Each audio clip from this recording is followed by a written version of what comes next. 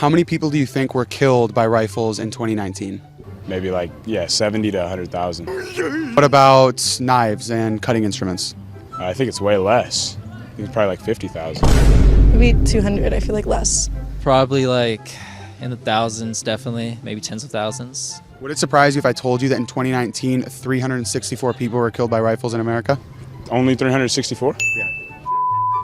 Would you be surprised if I told you that more than 4 times as many people were killed by knives than by rifles in 2019? Well, no, I'm not surprised by that, I guess. Would you be surprised if I told you it was 1,476? Yeah, that's a lot, actually. Would you be in favor, or could you see yourself being in favor of a knife ban? No.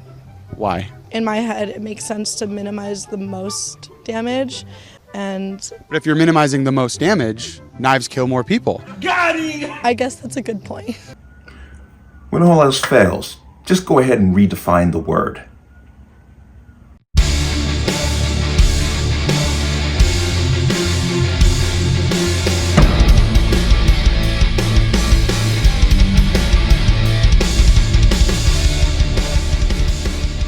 Welcome to another installment of the Connecticut Gun Bench. Today's video is brought to you by P.A.N. Firearms, LLC. P.A.N. Firearms, your NRA certification and multifaceted gun training. You can reach us at 203-300-6343 or use our website at www.panfirearmsllc.com. As always, there'll be a link in the description box below. And if you like channel-like content, what I do here, you can support me with a link. Everything is appreciated. And to my Connecticut residents, if you plan on getting your Connecticut pistol permit, please get the training done before July 1st, 2024. I would go further to say that you should get your paperwork turned in before July 1st, 2024. After that, it gets longer, harder, and more expensive. If you have your permit, watch the expiration date. Don't let it expire. There's a link to the online renewal portal for the state of Connecticut for pistol permits in the description box. Keep an eye on that. Let's talk about this. Now, we're going to go out to Ohio, where a state Senate candidate has coined a new phrase when it comes to demonizing firearms. Instead of assault weapons, he is calling them mass casualty weapons, which is a dumb term in itself. Would not the SUV at Waukesha be considered a mass casualty weapon? But of course, he's coining this phrase to scare people. Once again, to get the emotional push that he needs, because apparently he doesn't seem to have anything of substance for his campaign beyond that. But I'm going to bring you into here. Ohio Democrat Willis E. Blackshear Jr. invents new scare term to demonize guns. In what may be an effort to raise his political profile, State Rep. Willie E. Blackshear Jr., a candidate in the 6th District State Senate race, has come up with a new term to demonize semi-automatic firearms. But it still won't fool Buckeye State voters. The Citizens Committee for the Right to Keep and Bear Arms says Blackshear, a Dayton Democrat, now calls modern rifles mass casualty weapons. As though the gun, rather than some deranged criminal who might create mayhem, is somehow responsible for a hideous crime. According to a news release from his office, his bill is in response to a tragic 2019 shooting in a Dayton, Oregon district. Quote, this is just another attempt by a politician running for higher office to make a campaign headline while using new terminology to alarm and even terrify the public, said CCRKBA Chairman Alan Gottlieb. It has been nearly 5 years since killer Connor Betts was fatally shot by police, bringing an end to his senseless rampage. But instead of pointing the finger to his deranged fantasies about mass shootings, his far-left political leanings, and his sympathies for Antifa, Blackshear focuses on the firearm the madman used, because all that other stuff doesn't fit the narrative. Okay? Far-left person praises Antifa and BLM. They're going to be hush-hush about that, but it's the gun's fault. It's just typical nonsense. But let's see now, Gottlieb continued. The gun prohibition movement has tried the terms assault weapons and weapons of war and even weapons of mass destruction.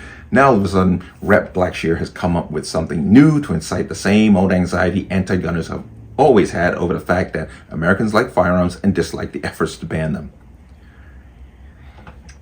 Why did it take Blackshear all this time to introduce his bill? He wondered. Could it have anything to do with the fact that he's in a 3-way race for the state Senate position against 2 other Democrats who also favor restricted gun laws, and he wants a headline? In his final analysis, Gottlieb concluded Blackshear wants to ban a certain class of firearms which are enormously popular and commonly owned, not just in Ohio, but across the country. He can tell them whatever provocative name he wants, but it still comes down to a gun ban effort. Perhaps instead of guns, Blackshear should focus on getting rid of criminals, which they never do. That wouldn't That would be an effort Buckeye State gun owners could get behind. There's not a gun owner on the planet who doesn't want to see criminals locked up, who doesn't want to see the gun violence stop.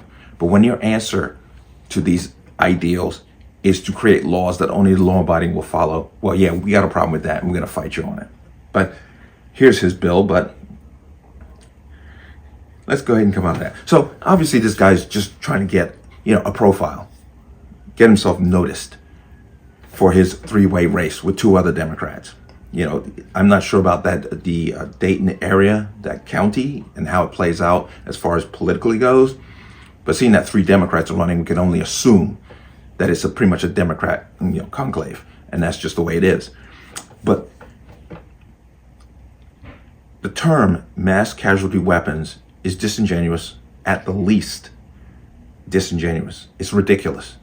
If somebody goes out and kills a number of people without using a firearm, does that thing then become a mass casualty weapon? I have to take you back to the Murrah building bombing, where 168 people lost their lives in an instant. Take you to the Boston Marathon, where improvised explosives took 4 people's lives and permanently injured hundreds of others. This guy's just, he's using a grift. He's using a grift to once again terrify the ignorant. It's not the implement, it's the person behind it. It doesn't matter what the implement is. It has no bearing on the fact that this person carried out a criminal act. But we'll see if this gets his poll numbers up. But if people buy into this, well, congratulations, you're as much an idiot as he is. But Ohio is a very, very pro-gun state. Remember, they just passed constitutional carry, and then they had a study done and shown that crime actually reduced itself, specifically gun crime, after they passed the constitutional carry bill. So this guy may be kind of paddling uphill with no oars, but it is what it is, and this is pretty much what we get every political season. Somebody comes out and gaslights for nothing more than votes. But let me know what you think. As always, you can leave your comments in the comment section below. And as always, any statements of violence or statements that lead to violence will be removed. Please like, share, comment, subscribe. Don't forget to hit that notification bell so you're notified the next time a video goes live. I will see you on the next one. Peace.